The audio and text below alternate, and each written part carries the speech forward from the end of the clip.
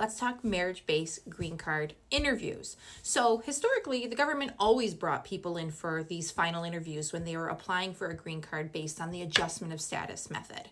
But in the wake of COVID, when the government was so bogged down with so many cases that have been backlogged, the government said, okay, we are only going to start bringing people in if there's something perhaps a little bit unusual about their case, or some concerns they might have had about the case, or perhaps the individual who's applying for a green card comes from a country with whom the United States either maintains poor diplomatic ties or has a higher incidence of fraud. With that said, if you received an interview request, do not panic.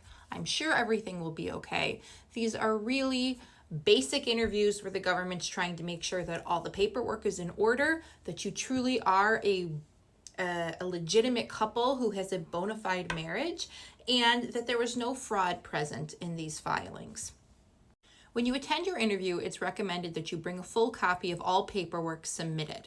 Additionally, there's several original documents you're going to have to bring. Your original passport, your original birth certificates, and that of any of your children, any divorce certificates or marriage certificates that you have.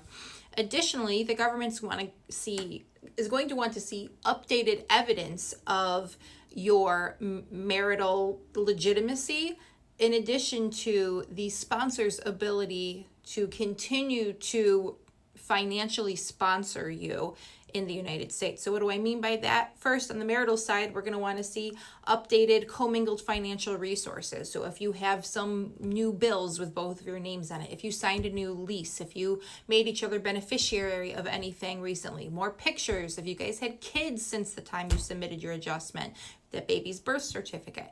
And on the other side of the equation, we want to see the most recent W-2 or tax return if it's become a new tax year since the time that you submitted your initial adjustment of status.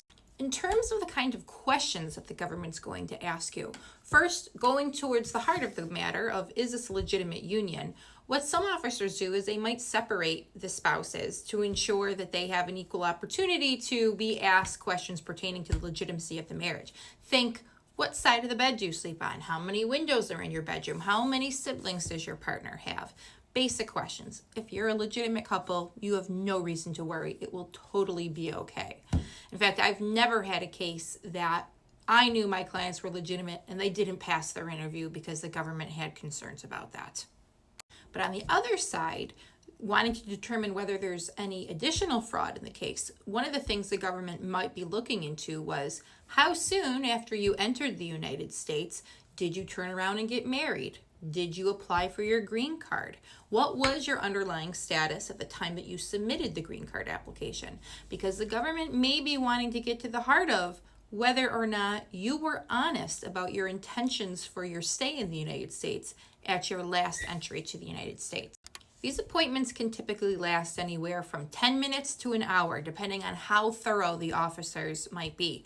In fact, there is a period of time where, if you can recall on Form I-485, where there's a gazillion security questions that are asked about you, think, am I going to practice polygamy in the United States? Have I been involved in acts of genocide in the U.S., where you just answered no, no, no, no, no, no, no? There has been a time where officers made you answer no to every single one of those questions. As you can imagine, that could take a significant portion of time. But assuming that's not happening to you, it should be a quick appointment. They're just going over to verify original documents, making sure the paperwork was properly completed, and making sure that all the ducks are in a row. And you'll know at the end of the interview how things went. Usually the officer will say something like, okay guys, everything checks out here, you've been approved. Or they might say, everything looks good to me, I just need to give the paperwork to my supervisor or speak to my supervisor, and we'll be in touch with the next steps. Now, following your interview, you can imagine that you're going to receive an approval via mail within about 1 to 2 weeks after the appointment, and the green card should arrive within that period.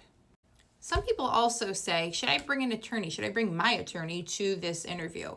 And you can, attorneys do it all the time, but it's important to note that attorneys really don't have the right to heavily advocate for their clients in these interviews. The officers don't want to hear from the attorney. The attorney can be there to clarify questions or to provide paperwork if the officer is looking for it.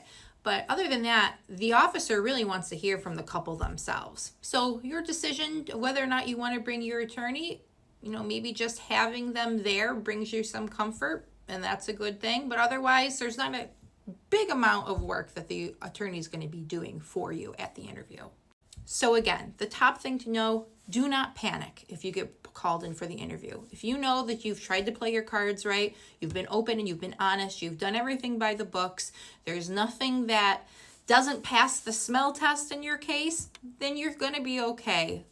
Be calm, be confident, all will work out.